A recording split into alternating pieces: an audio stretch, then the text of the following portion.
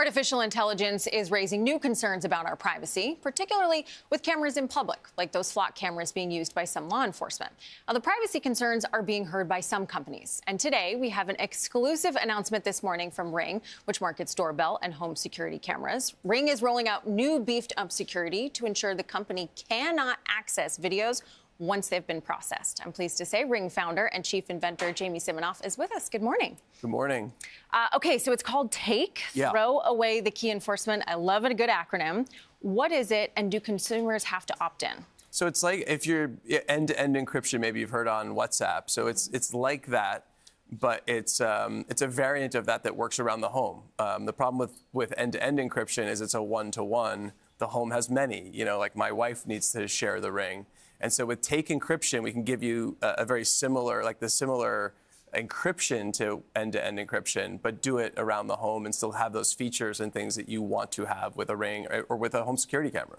So sort of spell this out for me. If I'm a consumer and I have this Ring camera with Take, will you be able to access this as Ring? Will police, if they come with a court order, be able to access this? You know, who really controls that video? You control your video.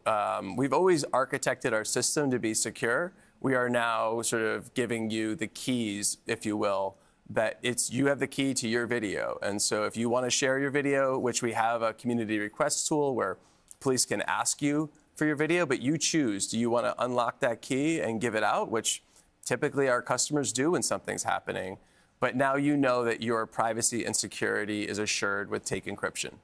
Why wasn't this the standard from the beginning? I mean, obviously, we love when a company reflects and evolves, but is this an acknowledgement that Ring had too much access to customer data in the beginning? So we've always had architecture that has been secure for our customers, and it's always been a focus for us. We've also offered end-to-end encryption, but end-to-end encryption breaks a lot of the features that people like buy a Ring camera for. For example, you can't share it with a spouse that lives in the house with you because of the way end-to-end works. So it took us a while to invent. We literally had to invent a way to do this. I think Take will become a new standard in home security. We're putting it default on all of our Ring customers, and I hope the whole industry puts this on, because I think privacy, security, trust is something we need to have with our cameras.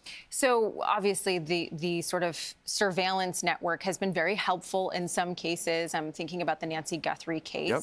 But there's also been this growing backlash with so many cameras out there, people not feeling like they have privacy. Do you think that Ring's technology has contributed to that?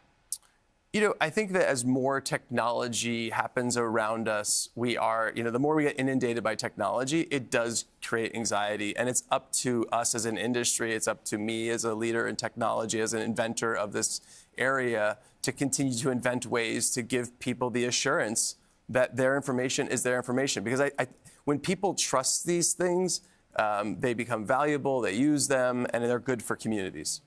And what about how Flock is thinking about Ring is using artificial intelligence? You know, I think one of the things that people get worried about is, you know, someone's going to be able to follow me from camera to camera in this sort of crazy surveillance state kind of world. How are you making sure that you can leverage the benefits of that without impeding on people's privacy? So even part of Take is just everyone knowing, not just a Ring customer themselves, but people knowing that each one of these things is secured to a key to someone, that there is not a central way of doing this. I think people will feel more secure and more the privacy around that. I do think we can have our security and privacy and also live in communities and have safety.